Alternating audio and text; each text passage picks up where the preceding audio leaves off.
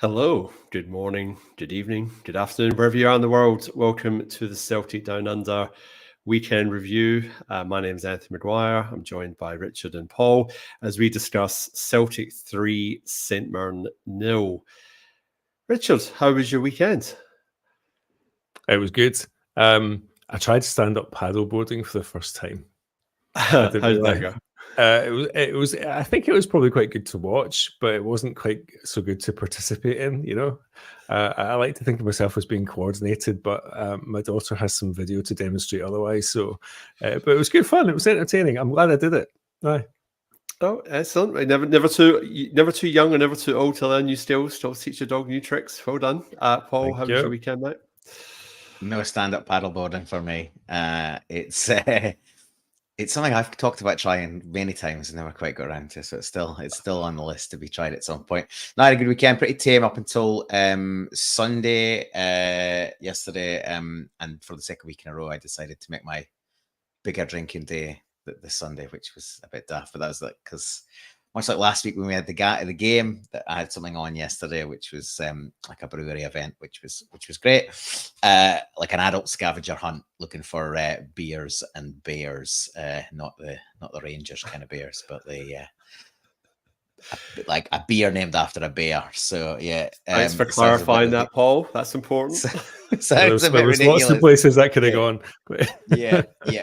So that was a bit of fun and games in the suburbs of Perth yesterday, but suffice to say I was a little worse for wear after that, and work was not the most fun today. So between everything else and the late night yesterday with the football results and that, I'm a little bit tired today, so it'll be good to get some energy back in discussing our match, and maybe we might touch on another game too.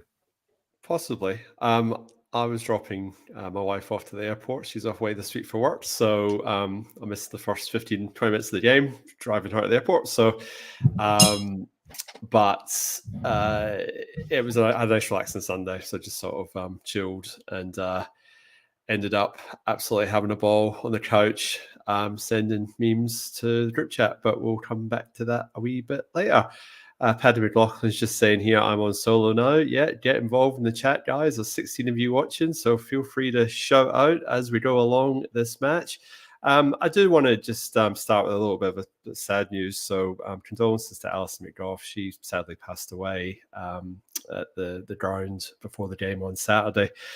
She's a loyal member of the St Margaret's CSC. Sorry, she was 54 and by all accounts a mad daft Celtic supporter. So may she rest in peace, and condolences to her family. Yeah.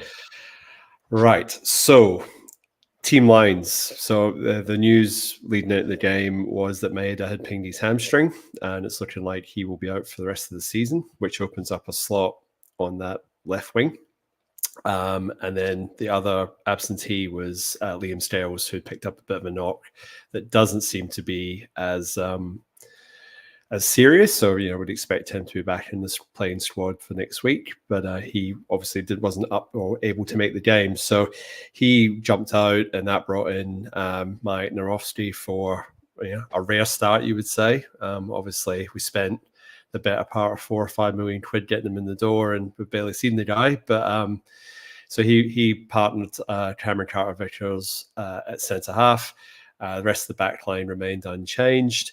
Callum McGregor not fit enough to start, so again he was on the bench, and we had Yang on the left-hand side in replacement of Maeda, with Kuhn retaining his spot on the right and Kyogo up front. Start with you, Richard. Feelings are in it this one. Obviously, 3 each last week. You didn't get much of it. You weren't on last week, so I'll give you your feelings. You have a little bit of an aftermath of that leading into the game on Saturday against St Mirren. And just for the team lines, how are you feeling shaping up for the game on the weekend? Missed last week's chat, which I listened to later on. I think lots of good points raised about that. I think for this game, Yang was the immediate kind of thing to me that sort of shouted out that Soul looks a wee bit kind of uneven and unbalanced. And it was a kind of an interesting decision that Narowski got the call. I still can't pronounce his name properly, but I think that getting the call ahead of Welsh. You could argue that I think that Welsh has appeared and acquitted himself reasonably well in that position. But yeah, no, always going to be a tricky one. Great to see that. Great to see that there was the amount of energy. But yeah, the first you were hoping that we're going to come out of the kennels rushing to get going, get energy, high press. But there was a lot of wind around Celtic Park in that first half, and a lot of rubbish on the park, and not all of it was detritus from the terracing, I'm afraid. Yes, there was a bit of a maelstrom. It was the first thing I noticed was the fact that things just seemed to be blowing around in circles, obviously getting caught in players' legs and whatnot. And, definitely some of the comments from supporters who were actually at the ground say that you had no idea how windy and how horrible the conditions were. And I guess you sort of get a bit of a sense with the rubbish blowing around the park. But Paul, weather aside, obviously that had a leveling effect. But your initial thoughts leading into the game, and then I guess take us into your overall arching feeling of the match. Yes, actually, team lines were exactly as I sort of suspected. The three decisions to be made were centre back, obviously wing from the injuries, but also would McGregor start now on the basis that he looked a mile off the pace last week. It didn't seem to make sense that he would probably be fit to start. So, I expected him to sort of work his way back to fitness and come off the bench again, which he did. So that was kind of as expected. And Nawrocki's been on the bench for a few weeks now, and without really having too much appearance time. So it made sense. Let's look. I think CCV and Nawrocki were expected to be the start. In fact, they were the starting pair at the beginning of the season. And Nawrocki got injured very early on, and Scales sort of came in and has made the place his own. But I think we all think once fully fit, if he can stay fully fit, Nawrocki is the shout in that slot. So yeah, good to see him play, and I thought he acquitted himself pretty well, and we'll get into the more detail on that in a bit. And again on the wing, Palmer just coming back off a long injury as well, 4 or 5 weeks out. It didn't really make sense to start him either. So Yang, he can play both sides. He can cut in and go around the outside from either wing. So I expected him to get the nod, but in his case, he probably didn't grab his chance. And I guess that's been one of the issues on the wings this season, is just real inconsistency in terms of performance and people not really holding down a spot. Overall in the game, to the headline we've picked, a game of two halves part ad nauseum. It's been I saw a tweet which I really enjoyed, which said, "We've obviously drawn the second half to play in this week," because it feels like they do a draw every week, and it depends which half we play. Last week was obviously the first half. This week was the second half. And without running the cliche, it really was that sort of chalk and cheese again. We never really got going first half. St Mirren actually had the better chances. They probably had one really good chance flashed across the front of goal and didn't quite connect. And then there was a shot sort of blazed over late on. And we never really, I don't think we really hit the target in the first half. Didn't. That's the first time. It's the first time all season we haven't had a shot on target in the first half. Yeah, I know we've left it late in some halves. Like Livy, we had the one right on injury time. Hatate had the shot from the sort of corner, but I think it was flagged offside anyway, and it was blocked. I'm still not convinced that was offside, actually. I thought it was pretty well worked out in the corner between Matt O'Reilly, and I'm not sure who was out there with him. Maybe Yang, but I thought they worked that pretty well. So I was surprised to see the flag go up, but generally it was a frustrating first half. You could tell the weather was playing up, but we weren't really at it. And then second half, we literally from sort of first seconds we came out with a much higher intensity, and won an early corner and sort of set the pace from there. And we got the breakthrough, and then we just sort of kept going, and it 3-0 didn't really flatter us in the end. It could have been 4 or 5. There were lots of chances created second half. I think the stats probably, for once, we sort of had a lot of shots in total and a much more a much higher percentage on target, which nine shots on target in the second half. So so 12. I think 12 18 shots, 9 on target, so 50%, which is, it's never usually that high. It's usually more like 20, 25, 20, 30% at tops in terms of on target.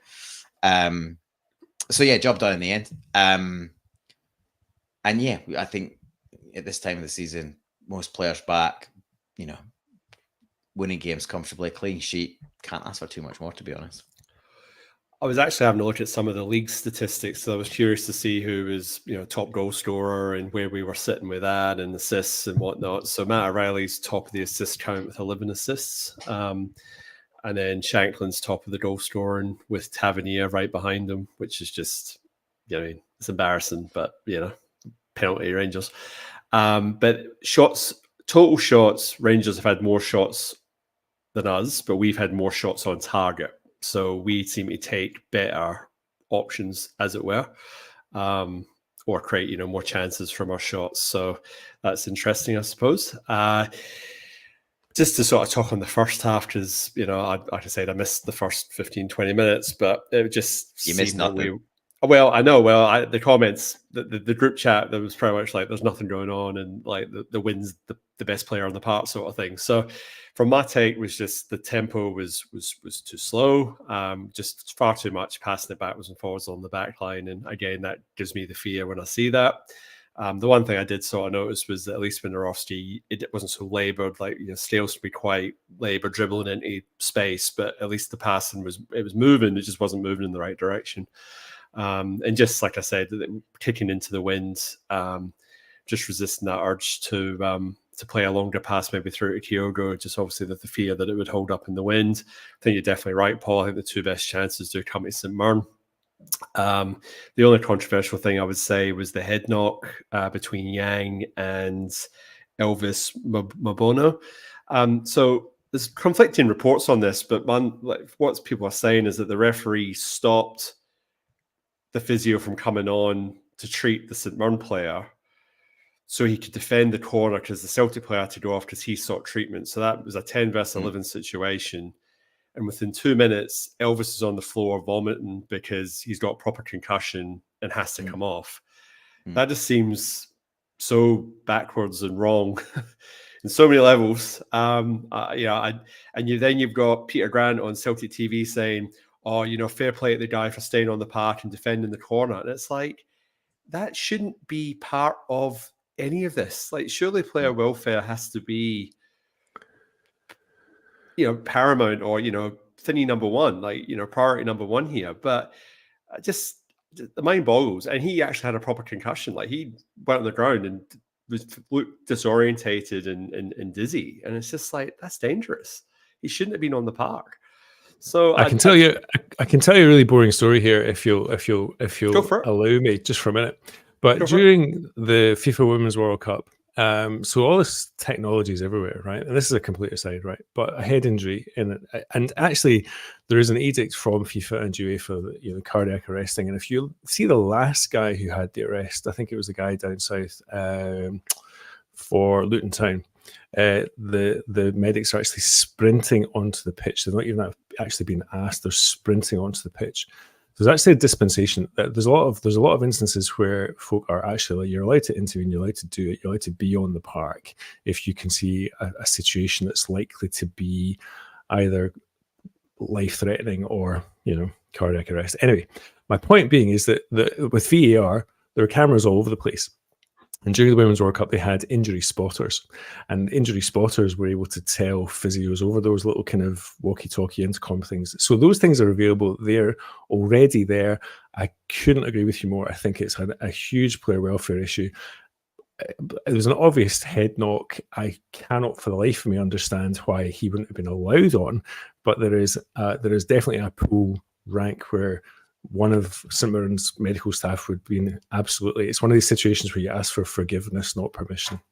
Yeah, absolutely. And I just think I think it was ludicrous how it panned out. And then, like I said, the commentary on it was just even worse.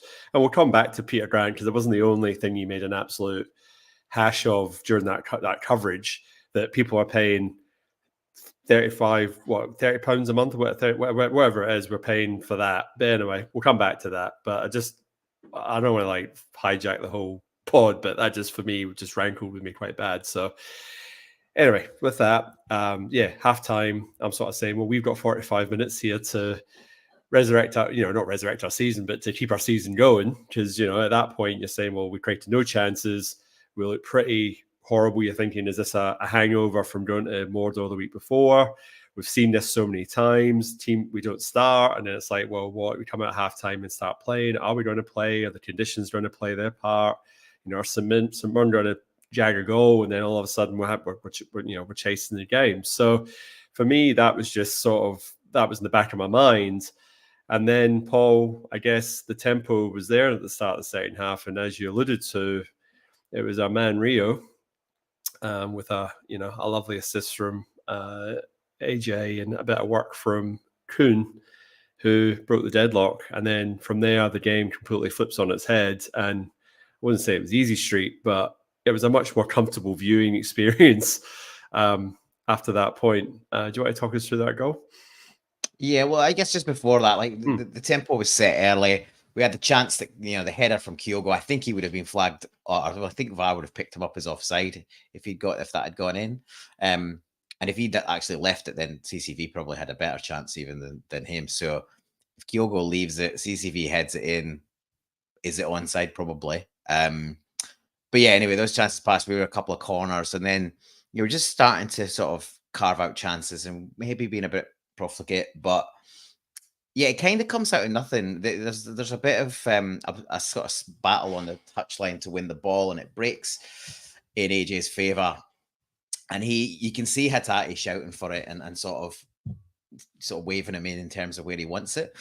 And he just slides in a decent pass, and the first touch is great from Rio Hatate, gets it out of his feet, and he barely any backlift, and a great strike just off the outside of the right boot, and it just sort of flies into the top corner.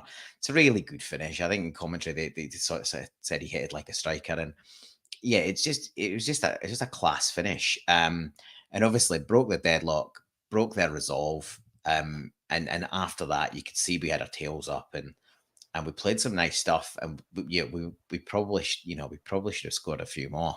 But yeah, that's what we miss. That's what we've been missing without him in the team. That's what he offers, just that little bit of class and spark that can sort of conjure a goal out of almost nothing. He's got a really classy outside right foot, hasn't he? I remember the first strike. I can't remember the first goal he scored, and everyone was like, "Who's Rio Hatate?" Against Rangers, and he smacked the ball. And even that strike he had in the first half was with the outside of his right foot. He's got fantastic accuracy. It was just a joy to watch. Brilliant piece of finishing. It's quite funny because in the post-match interview, it was AJ and Rio Hatate. So AJ gave the player of the match to Rio, and beforehand he was saying, "Oh, it was a great goal by the outside of your foot," and Rio going, "No, it was inside of my foot." Point. And AJ's, "Oh, I apologize, sorry," but from what I looked at, it looked like the outside of his foot as well. So yeah, I don't know. It happened very quickly. Maybe there was something lost in translation. It's quite possible. But anyways, it was a great goal, and Rio wasn't even going to bother taking his gum shield out after the match to do the interview. He's just standing there with his big red gum shield and smiling away. So he was a happy camper. Richard, did that break you out of doing your tax return watching the Celtic game like that goal? Or? It wasn't quite as bad as that, but I mean, it wasn't quite as bad as I was going to do my tax. Anyway, no, it was good. I mean, it was just a relief. It was just what happened in that dressing room at half time. But the title of the show, Ad Nauseam. Why did we suddenly come out of the traps as quickly as we did? It was great. Yeah, it was just, and it was a really thrilling goal to kind of start the ball. Start the half, start that kind of successful sort of momentum again. But yeah, and Rio actually had a decent first half. I thought he played pretty well. He was one of the first guys. He was one of the few guys with pass marks in the first half. Was always available, always interested, still engaging, driving stuff forward. Yeah, he's made such a massive difference coming back. So 8 minutes later, we make it 2-0, and then that point, like you say, everyone just sort of takes a wee breath, a wee sort of, it's like, okay, we should see this out. Like, to this point, St Mirren were sort of getting backed into a bit of a corner, and they weren't really sort of pressing us or really applying any sort of pressure to us. We were just recycling possession and trying to launch another attack. So this time, Alistair Johnson again, provider, gets the ball out wide and whips in a great cross. A great cross. I mean, it was like absolute tracer bullet. And Hugo does his lovely little dummy run where he just sort of goes to the defender and just pops up and just basically has to cushion it into the back of the net. I mean, he made it look incredibly easy, but I have seen those blazed over the bar. I've seen them hit straight at the keeper. And even there was one, as you alluded to, Paul, the one where he should have left it for Carter Vickers. I mean, it's easy to balls it up, but he didn't make a mistake with that one, and he made up for the one earlier.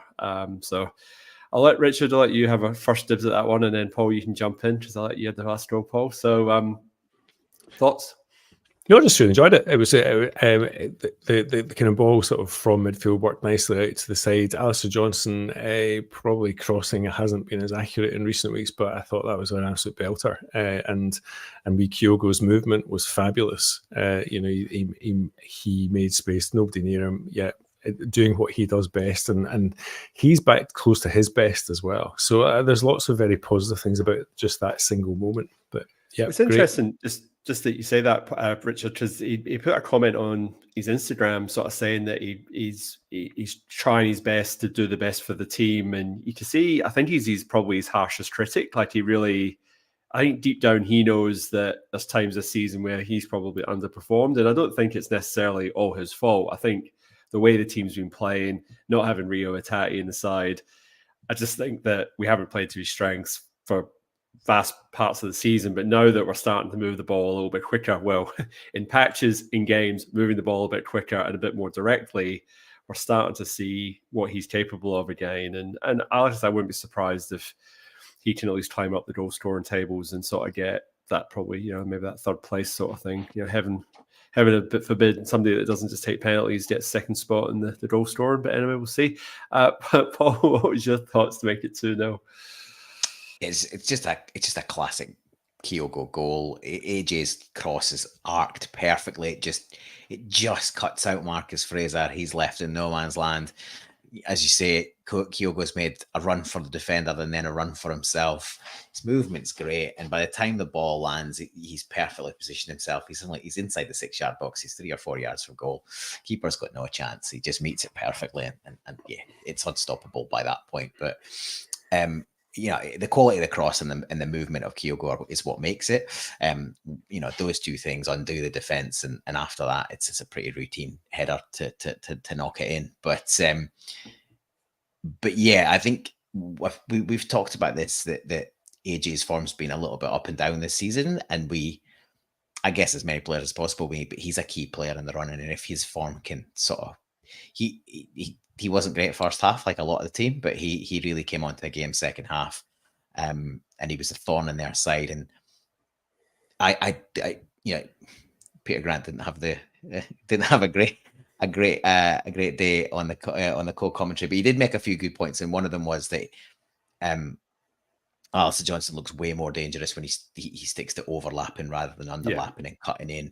And he's spot on, because his delivery from wide areas it can be really dangerous, and that's sort of quashed a bit if he comes in field. Then he hasn't got that ability to the room and to I think him and Kuhn have formed quite a good partnership, and I think that's starting to blossom, because Kuhn has a tendency to cut in and leave that space, and then provided that Hatate or O'Reilly can get that pass back, then it's just an easy push out into the corner for AJ to run onto. I mean, it really should be a training ground type move, but he did it on several occasions in that second half. I say it didn't happen so much in the first half, but in the second half. And I like you saying that's probably one of that may have been one of AJ's strongest performances this season.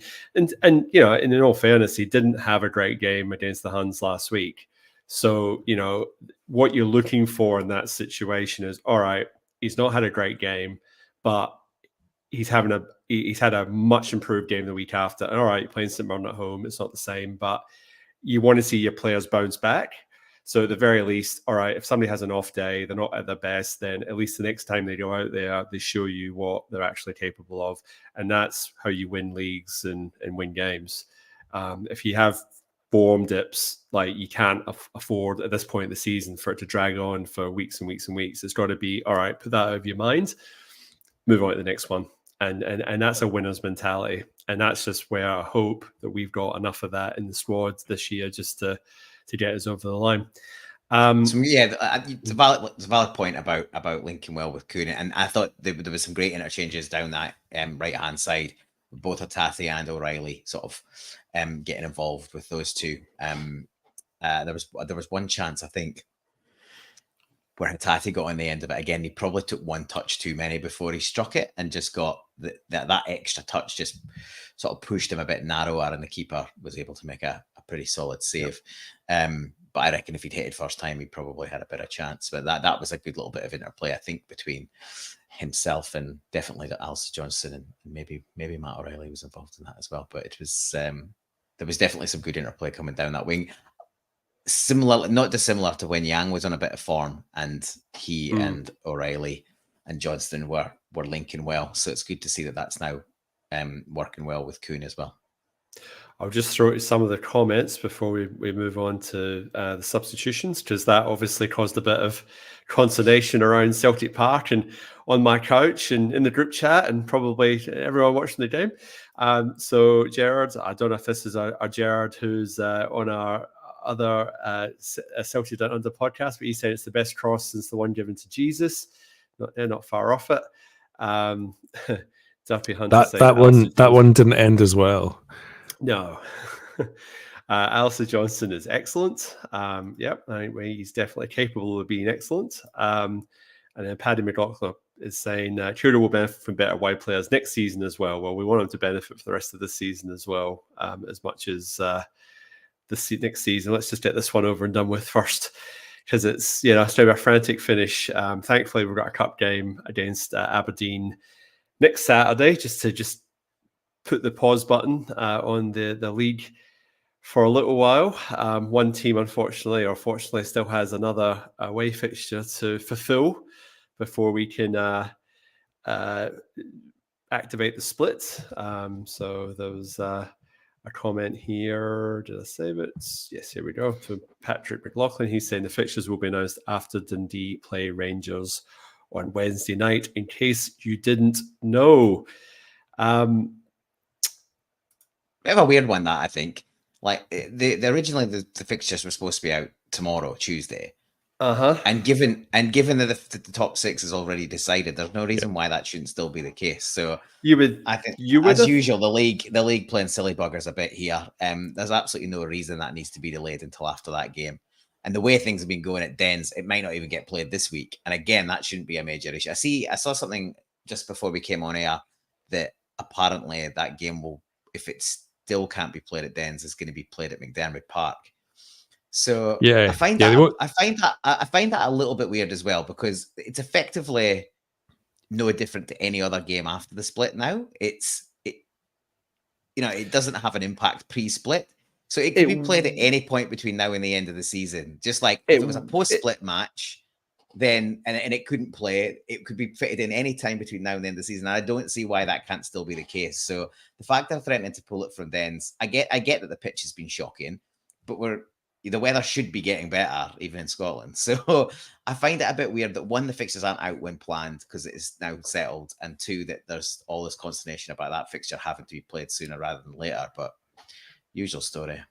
It's interesting because obviously Hibs blew it on the weekend, so Dundee sealed that sixth spot. I mean, if Hibs were still in the running, what happens then? Because if they're going into this game on Wednesday and it didn't happen, well then what's the resolution there? it's a what if scenario. Obviously, that didn't happen, and Dundee, congratulations, made the top 6. So fair play. Jared just come back here saying that, hey, just like Jesus, Teodor nailed the cross. Very good. You say.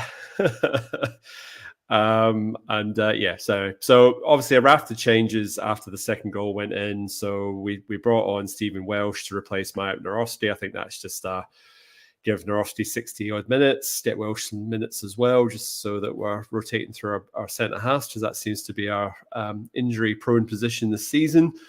Paulo Bernardo, Callum McGregor, and Lewis Palmer on for Hatate, Awata, and Yang.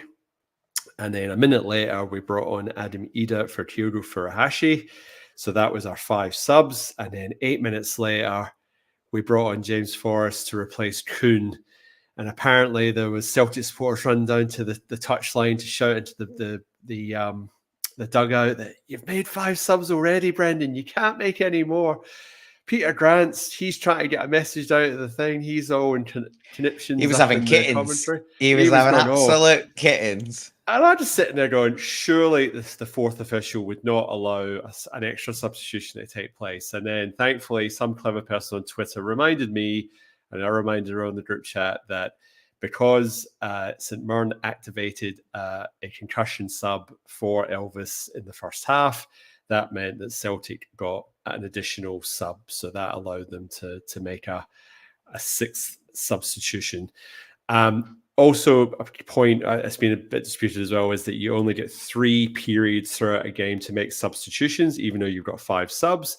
But halftime doesn't count as one of those periods. So if you make a substitution at halftime, that doesn't count, because that came up a few weeks ago. And well, how did a team manage to make 4 substitutions in different periods? Well, halftime doesn't count. So all across these substitution rules now, it's only taken 3/4 of the season. We're just at the split just to figure all that out. But that's well good. There's no risk of points being taken off us, or that an SFA investigation or whatever. And no risk of anyone getting down the London Road before 5:15. Well, it's added time after all the subs. Added all that extra time. That's right, injury time.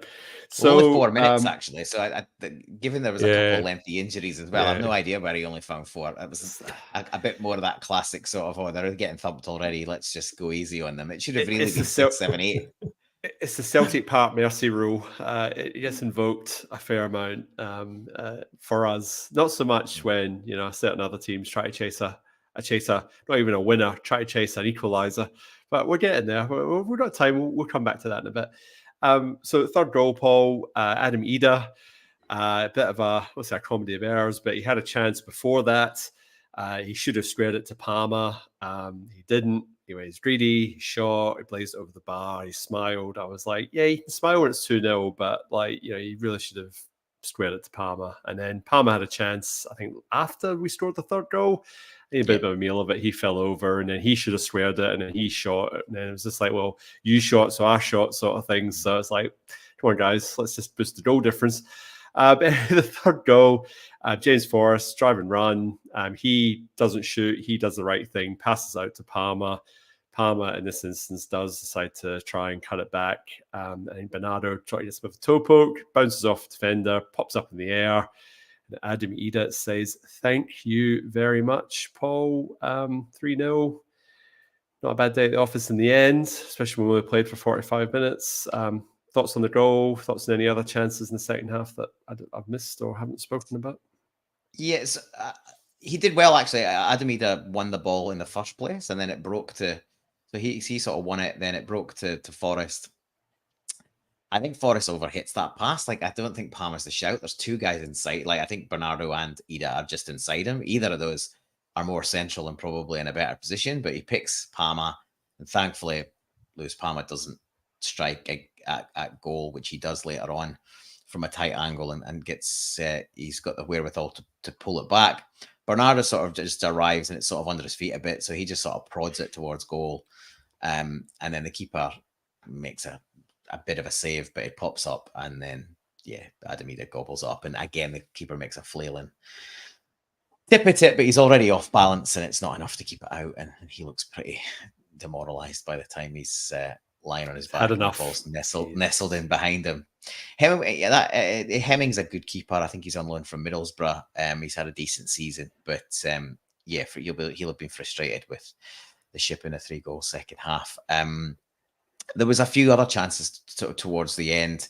Again, we probably just a little bit wasteful in front of goal. We with a bit more composure or sort of better decision making, we probably could have added a fourth or even a fifth. But let's not get too greedy. We've won 3-0, clean sheet, extended the goal difference, and obviously with events elsewhere, I've got a nice little cushion. Ahead of remaining fixtures. He wasn't the only English goalkeeper to let 3 goals in the second half of a fixture in the Scottish Premier League this week. Richard, your thoughts on the second half? I just wish he'd stop doing that to us. I mean, you live in hope at halftime. You think, I hope the second half is going to be like proper Celtic, and thank goodness it was. But yeah, how many times watching a first half thinking, yeah, we're amazing, and I guess that you guys got to speak about this last week. We were fantastic against Rangers last Sunday. We were just very hard to live with, and then that really mixed second half. So, I just hope the consistency is there for these last few games, because there are enough kind of risks and potential curveballs in the 5 remaining fixtures. We've got, let's just say, for example, we get Dundee away in their quagmire of a park, and we're going to have Rangers at home, which is magic, but we have to turn up. And I'm glad that Brendan actually picked the mood very well, actually, at the end of the game, saying this is where we come alive. Good. I hope it's alive for the 90 and not the 45. But yeah, I'm going to run out of fingernails shortly. Well, I said to Dad, I'd settle for 75. I think if we can manage like 3/4 of a game, or 4/5 of a game, then I think that's probably enough most weeks. But at the moment, these 45 minutes, turning up, not turning up, it's not doing my blood pressure any good, and I'm sure it's not doing a lot of Celtic fans' health too good. Paddy McLaughlin makes a good point here. He says 4 wins in a row from the title. Come on, hoops. Because presumably we will have the Huns at home in the first 2 or 3 fixtures after the split. Yep. You can bet your bottom dollar or pound on that. Yep. Before we talk about events at Dingwall, because let's have a wee laugh about that. Before we go there, I guess we've got a cup game coming up this week. As you allude to, Paul, few potential selection options for Brendan. Stephen Kennedy saying here, give Forrest the start at the weekend. Paddy McLaughlin here saying that I'd stick with Nauseam and see if we can't get another clean sheet at the back. I guess from the performance against Rangers and then the performance on the weekend, we may as well, let's just do crystal ball. Like, who would you want to see being your starting 11 to take on Aberdeen next week? We're in the run-in. We're going to win all our remaining games. We win all our remaining games, we end up with a double. Obviously, other results, notwithstanding. So where do you see it? Because I felt Yang was weak when he came on against Rangers. I felt he was pretty ineffectual on the weekend. And we're back to where he was before he had that slight purple patch, and then he got the sending off and then sort of fell off the radar and whatnot. So do you think he deserves another chance? The fact that he's playing on the left, he's probably better suited on the right. Does Palmer come straight back in? Does James Forrest feature? What's your thoughts? Well, I'll start with defence. I think Nawrocki should start again. I thought he had a decent game. He was up against a guy who was rapid and a handful. And he just about kept him at bay. And he's by far the more composed on the ball centre back of the others that could partner CCV. So hopefully he starts and he's still fit. I would like to talk about Iwata. I thought he had a really poor game. And McGregor, I think, almost certainly starts in the semi-final now that he's had 2 parts of games and he's got another full week of training. For me, the key difference is, yes, teams target the player in that position and try and shut them down, But if McGregor's playing in that position, you saw it when he came on, and yes, we were comfortable by that point. But even if he's not in a position to receive the ball because he's marked or double marked, he's directing everyone around where it should go instead. And he's on the move and heads on the swivel, looking for how he can influence the game.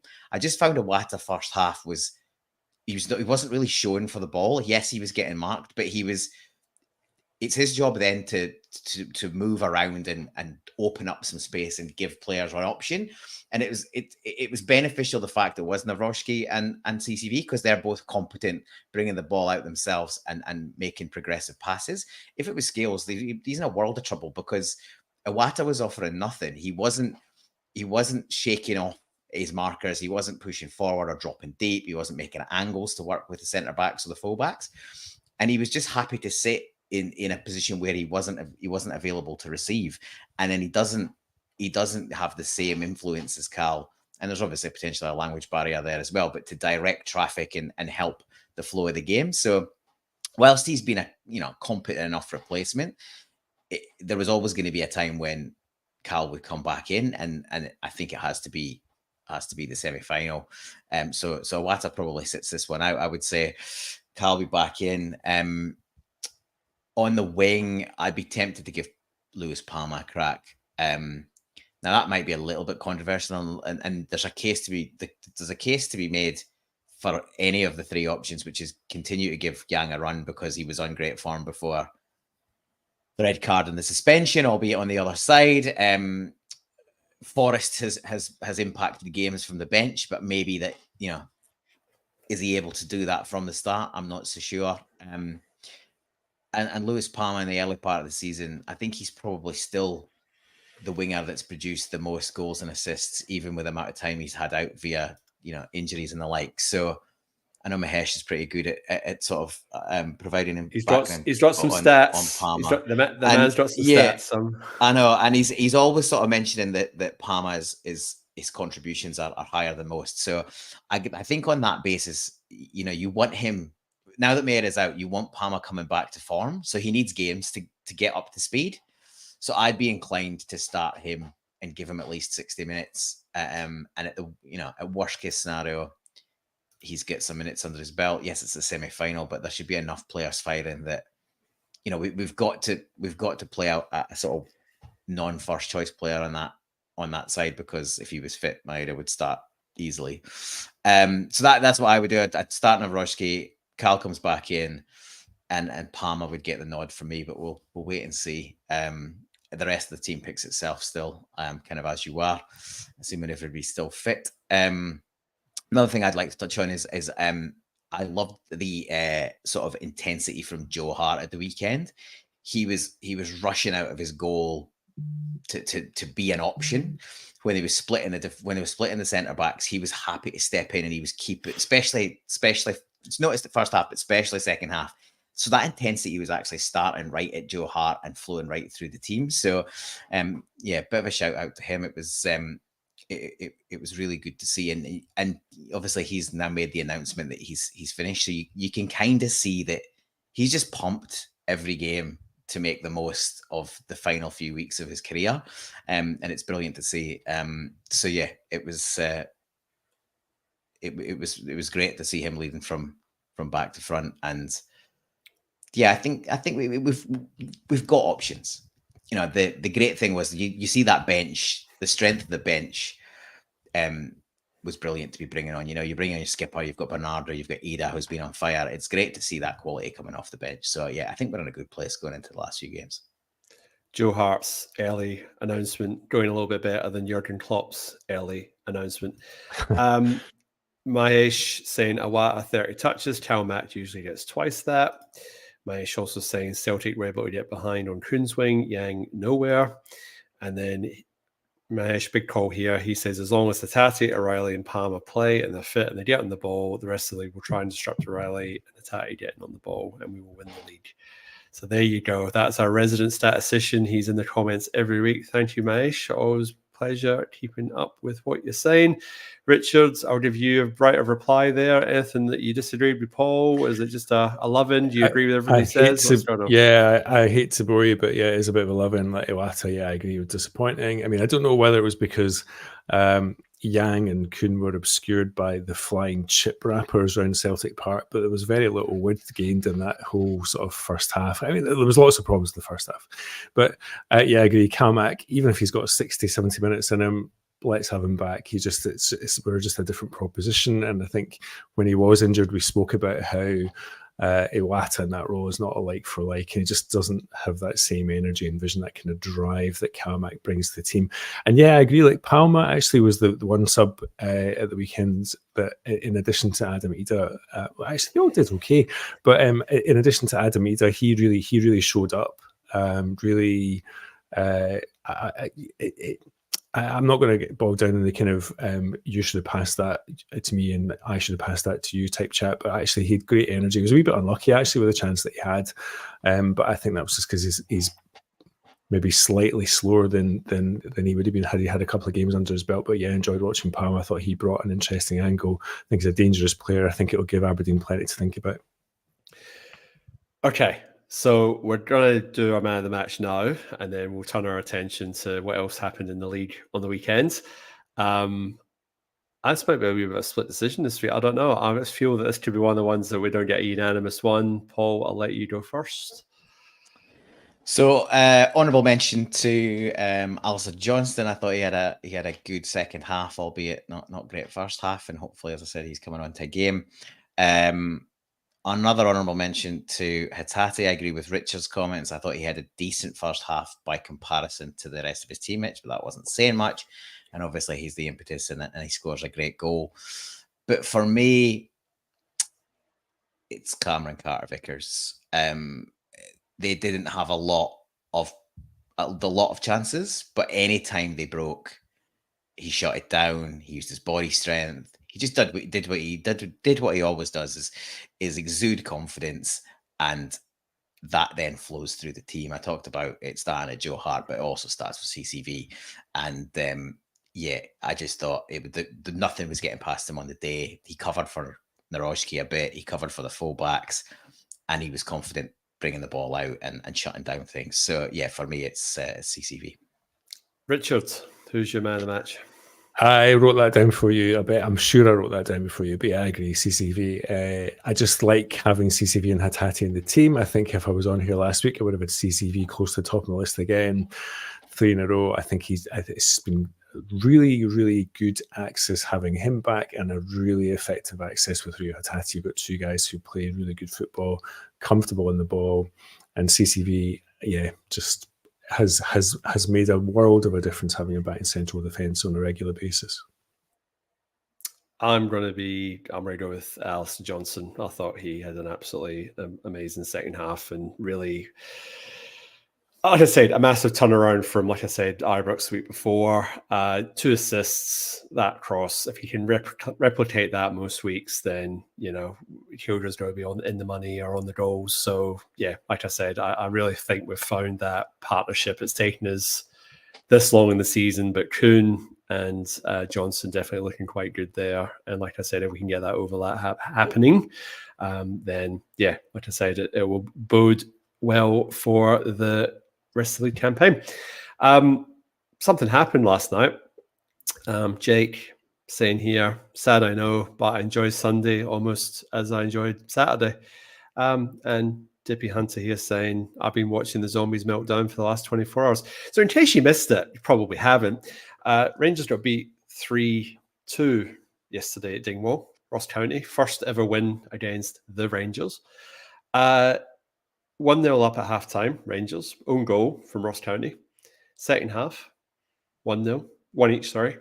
3-1. I must admit, piqued my interest at 2-1. As soon as that third goal went in, may have logged in for a wee watch. And sure enough, penalty Rangers, dodgy handball. It wasn't dodgy. It was, going on the handballs that have been given this season, that was definitely in line with what was there. Interestingly enough, Andrew Dallas missed the Connor Goldson dribbling in the first half, playing basketball as per usual. That didn't somehow get reviewed by VAR. Funny that. Anyway, Tavernier, Strasbourg penalty, 3-2. But then you have to say, Ross County resolute, did not give Rangers a sniff. I think it was Dessers or Seema. One of them tried to punch the ball in the back of the net and got booked. But it was all puff and not much else. And Ross County ran out 3-2 winners. They're running like the World Cup final. Baltimore straight up the tunnel, didn't shake the Ross County manager's hand. Tavernier just didn't know where to look. Just absolute scenes and just fantastic. Paul, that was quite cathartic, wasn't it? Well, I just what was your thoughts? Because all of a sudden that game when they were to come to Celtic Park, a draw is not good enough for them anymore. They are now in the must-win all remaining league games category. And as one of the stats guys on Twitter put up this week, the only team to have won all remaining post-split fixtures has been Celtic on 4 separate occasions. Rangers or the Rangers in in the current incarnation have never done that. So they'll have to do a bit of history to do it. But they've, you have to say they shot themselves in the foot last night. They did. And it's not uncommon. How many times do you see and you've seen it in the meltdown since their fans are all bemoaning it. You got the same, and these are the words coming from their fan base. I don't have to say it, but they're basically saying you got the same losers from previous seasons acting like losers. Like their bottle goes when the pressure comes on, and it's happened again. I'll be honest, I was keeping my powder dry. I didn't want to sort of shoot my mouth off last week on this, but I did have a sneaky suspicion that between that game and the Dundee match, there could be drop points. It's never an easy trip up a Dingwall. And you heard by the aftermatch comments about, a difficult week and, the preparation not being ready and all of this other stuff. If he's willing to go public with that mentality is already in the dressing room. So he's saying it's not an excuse, but they're looking for excuses. They were looking for excuses. And they've fallen at the very first hurdle. It wouldn't massively surprise me if they have an issue on Wednesday if that game goes ahead, because that pitch will be a massive leveler. And there's now no people are saying it's a dead rubber, but there's no stress on Dundee now because they've already made the top 6, so they can go and play with some freedom and enjoy themselves. All the pressures on Rangers in that game. It's they're already that result yesterday already puts them right in the mire, and one more slip up is probably fatal. So, big pressure on them. Brilliant. I wasn't really following it. I'd had obviously my day on that beer thing, and then the in-laws came round.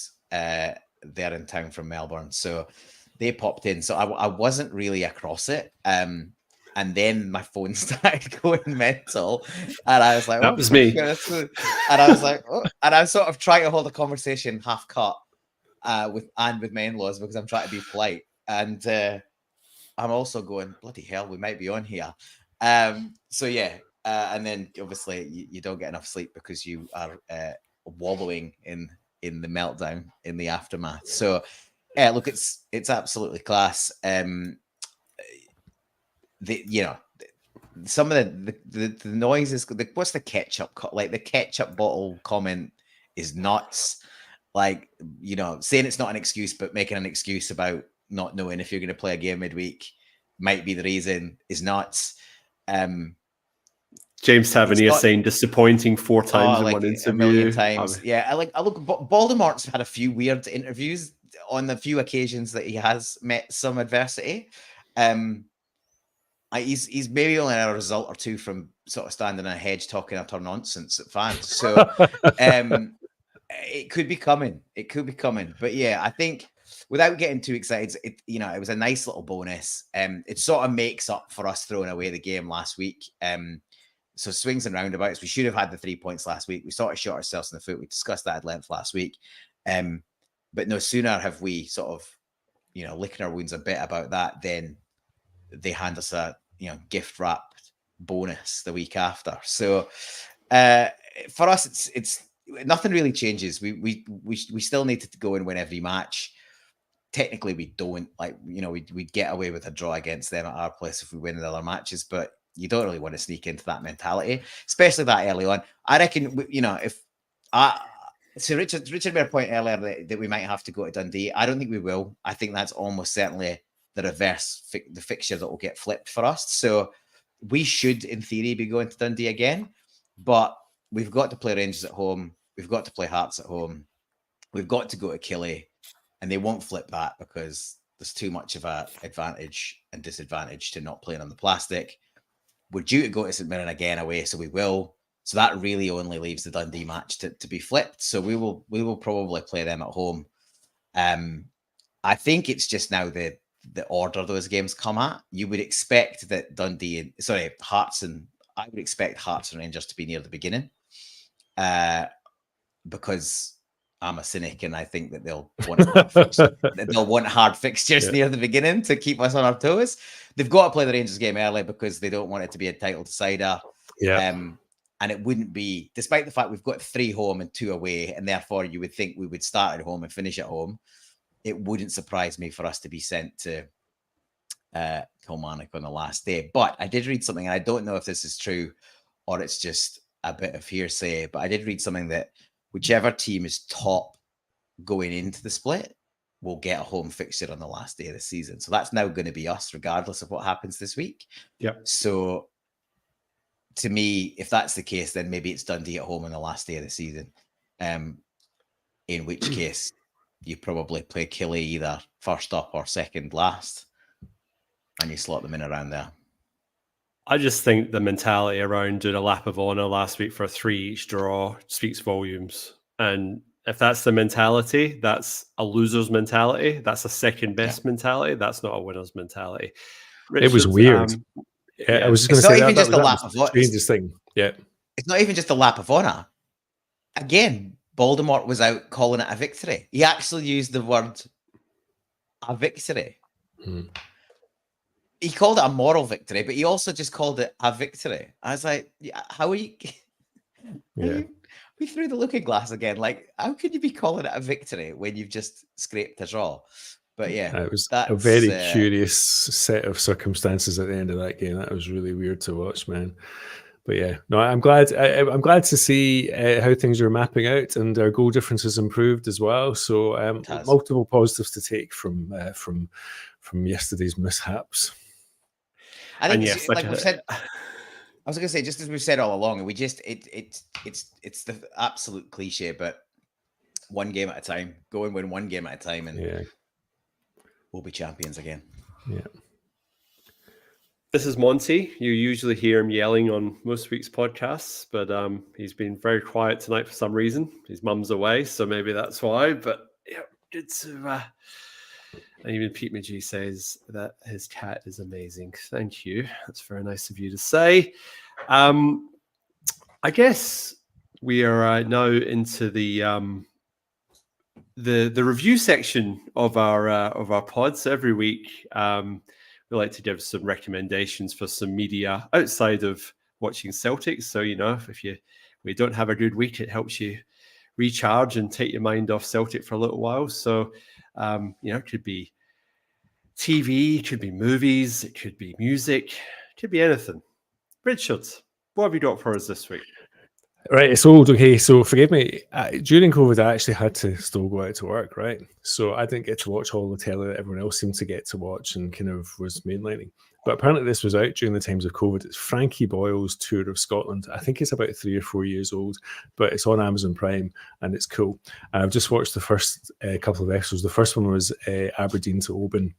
And it's very entertaining. Frankie Boyle, not in his usual sort of profane, sort of comedic sort of vein, which is I personally find still quite funny, but in a much more sort of prosaic, elegiac, kind of Scottish tour thing. It's a really cool thing to watch. There are 4 episodes on Amazon Prime. Frankie Boyle's Tour of Scotland. Paul, what have you got for us this week, mate? Well, I'm appreciating that recommendation because I wasn't aware of that, and I do enjoy a bit of Frankie, so I will check that out. Thank you, Richard. As music, will I. Yep. A music recommendation of the week. Now, I mentioned this band quite a few weeks ago, maybe a couple of months ago. when I heard the first single I'd heard of theirs. But they've just released their first EP. There's 5 tracks on it. Some of them have been out before, but there's some new material on there. And the band's called the Cliffords. I think they're out of Cork. Kind of rock indie band with a female vocalist with great vocals. And that's called Strawberry Scented. And that's the new EP from the Cliffords. So that's my musical recommendation. And a quick TV thing is I watched the Prince Andrew Epstein thing. Oh, is that worth an hour or not? It's about a bit longer than an hour. I think it's like a TV movie. Well, it's like a movie kind of TV movie. I enjoyed it. Gillian Anderson, great as always, and Billy Piper quite heavily involved in it. And it's I wasn't completely, obviously you knew the high level stuff, but it was quite a few years in the making, and it was I thought they did it reasonably well. So it was worth an hour and a half of just kick back, not think too much. Enjoyed it. Spell the Glove says, I watched the Aussie series, missed it in between. It was great. I haven't caught that yet, but that brilliant. That is very good. That is absolutely brilliant. It's a few years old now, but and it kind of flew under the radar, but it's great. Explosive, very good. Second season of Blue Lights is coming on SBS this week, so I'm looking forward to that. I think that's already been released in the UK, but we will be getting it, I think, drip fed week by week, starting this week. So I'm looking forward to that. I started on the weekend Fallout, so that's based on the video game. Seems to be all the trend at the moment of new TV shows being based on video games. Halo, The Last of Us. It is absolutely fantastic. It is, honestly, like, if you ever played the video game, you love it. Even if you haven't, you can get your head around it, and it's all based around a post-apocalyptic wasteland, and you've got somebody who's grown up in a very sheltered environment and is then exposed to this wild world. So it's a bit like a Western, but it's just bonkers. And the cinematography and just the style and the comedy, it's very, very good. So if you're sort of science fiction bent, definitely give that a watch. I did have to pause it for the what was happening in Dingwall. I didn't want to try and do 2 things at once, so I did stop it so I could sort of just take it and savor the moment. But that was really good. There's 171 people watching us live at the moment, so thank you very much for everyone tuning in to watch us as we do this every week. We are on the countdown to the end of the season. We'll be with you all the way until the cup final, hopefully, provided we get a result against Aberdeen next week. We'll be back next Monday. Again, like us and all the followers and all the socials.